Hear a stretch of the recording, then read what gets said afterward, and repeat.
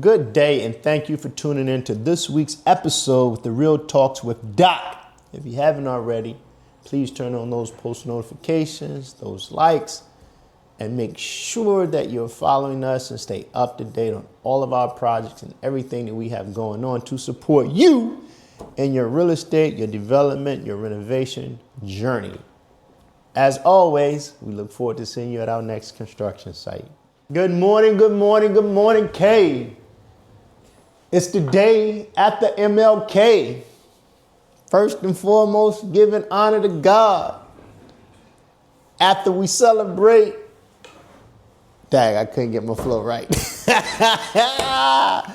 But let's make sure that we take a moment to just acknowledge MLK Day. We're back in the office on this Tuesday. And Kay, I'm ready to go. So what you got for us today, Kay?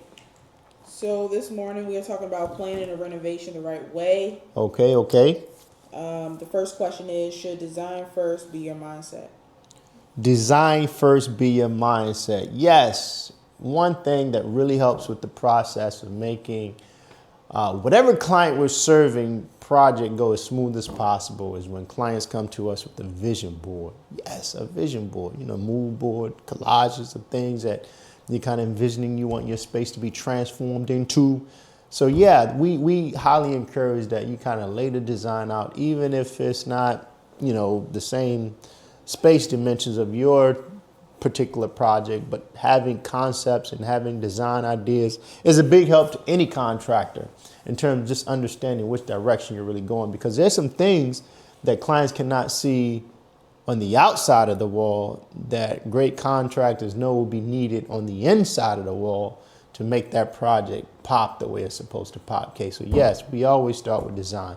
And actually, we are a design build firm because most contractors do not have in-house architects or structural engineers, mechanical, electrical, plumbing engineers that they work with, especially on bigger scale projects. So that design does come first, and that's why you see the name design build firms, because you design it first and then you build it, just in the whole scientific processing, how we go from a concept to a design, a schematic design, to an actual construction design, to get us to a construction set of drawings so that we could start to build. Okay. How should clients set their timelines and experience expectations? Well, based on the size of the project. Again, every project has different demands, really based on the size. So if it's a small scale project, and let's just start to give relevance to what small versus mid-size versus large project means. If it's a small scale project, small, we're saying it can be done in a month or less. Okay? If it's a mid-sized project, let's say a mid-sized project takes anywhere from 2 to 6 months. And a bigger project, we'll say, takes 6 months plus. So if we're talking about a small project, again, we're talking about renovating the kitchen can be done in 3 weeks. The bathroom can be done in 2 weeks or less, right? Based on how big and how complicated the design is. If you're talking a mid-sized project, then you have more reviewing that has to take place when you're going through the permitting process.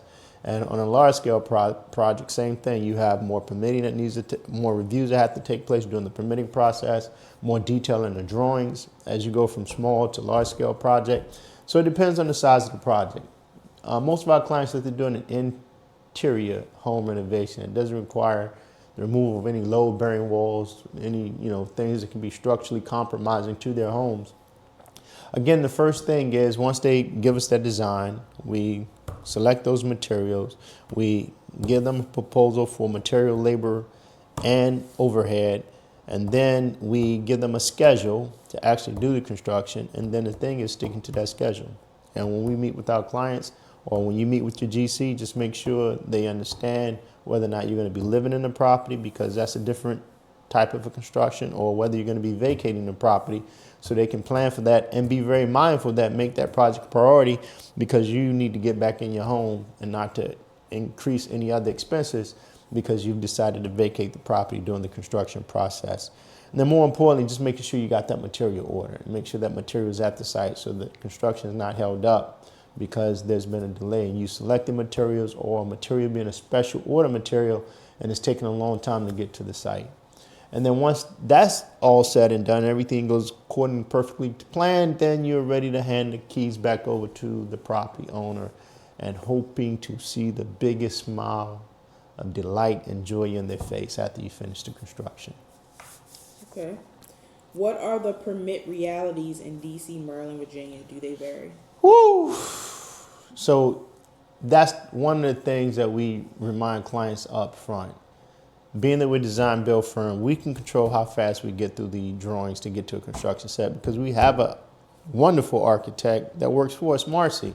So Marcy meets with our clients on their schedule as fast and as soon as they can meet. We control that. But once we turn those drawings over to DOB, that's a different story. Once we turn those drawings over to DPI on Maryland or Montgomery County or Fairfax, it's a different story.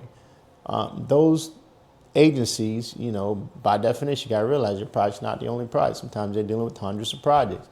Those reviews have sometimes anywhere from 21 to 30 days before they actually have to review your project and give you feedback.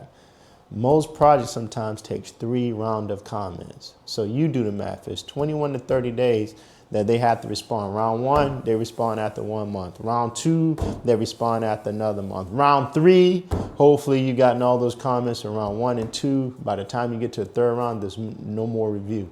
That can take you 3 months just for them to get through 3 rounds of review. And that can be very frustrating for clients because, again, they can go through their drawings in 1 or 2 weeks, 3 weeks, and then you go to submit and you literally triple that amount of time to get feedback or to get a building permit. Clients get very stressed by that. So we really attempt to communicate to the clients that once we submit those plans, we'll keep you in the loop. We'll hire expediters so that those expediters are checking those portals every single day, making sure that they're not missing when those comments come in so we can immediately respond. We, in the spirit of transparency, encourage clients to be on those email threads so they can see that we're moving at the fastest speed that our team can, but we're at the mercy of the county in those situations. Okay. How should clients select the right contractor for everything?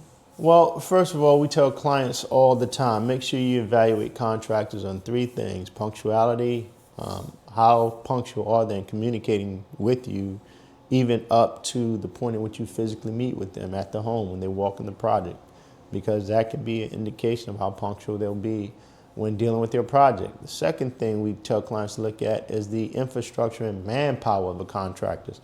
Good contractors a lot of time will have anywhere from 5 to 30 people that work for the company on their payroll. And that's a sign that you have a good contractor, because that means for that contractor to have 5 to 30 people that consistently work on his payroll every week, he's doing a good job in keeping those employees employed.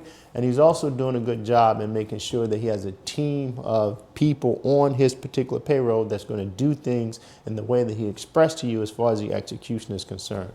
And then the third thing you're looking at as far as a contractor is how transparent they are in terms of the money, how transparent they are in terms of itemizing everything and you know what you're paying for. How transparent are they when you ask questions and they're giving you very specific information and not sidestepping and just speaking in very generalized terms. Those are the 3 key things you look for when hiring a good contractor, and those 3 things will be consistent throughout. Okay. How does a client avoid costly rework? By being very decisive in what you want. Sometimes clients can be their own enemies. I mean, in one case, they may want a mosaic tile backsplash, and in another case, they may just want a simple backsplash. In one case, they may want a brick style flooring pattern when we lay the ceramic tile. In another case, they may want a herringbone pattern. Like, again, that vision board and that mood board and fleshing those things out up front will really help you stay on budget. No good contractor wants to have to give a client a change order. But you also have to understand that change orders are necessary because we're in the business of making sure we can take care of our families as well. So let's say, for instance, you said you want hardwood floor in your kitchen to continue all the way throughout, and then the wife comes in and says, well, we're spilling stuff on the floor all the time. We don't want to damage the hardwood floor. We want a ceramic tile after the hardwood floor is laid down. Well, that's another scope of work. That floor got to be demoed. That demolition has to be removed. That trash has to be disposed of. That trash being disposed has to be paid for. Then the tile has to be laid down. Like, that's a different scope of work. So when you make those kind of changes, that's a valid change order. That was not in the original scope of work. That was not discussed. And it was something, and everybody has the right to make sure that their renovation project is exactly how they want it built. But you also have to be mindful that when you change these things, hence the phrase change order, and you're not decisive about these things, not only are you losing time, but you're also losing extra money that we do not like to see clients have to spend. Okay. So with that being said, if anyone is looking for someone, how can they reach you? Go to our website, www.tebowresidential.com, and we will be there waiting on you. Our phone number is plastered all over the internet, all over social media. Please call us in 2026. We would love to. Okay, and I'm really excited because we're going to be doing a video shoot of a new build, contemporary, sexy home that we just built last year. Visited the clients last week, and they're just loving their space. It's well decorated, well furnished.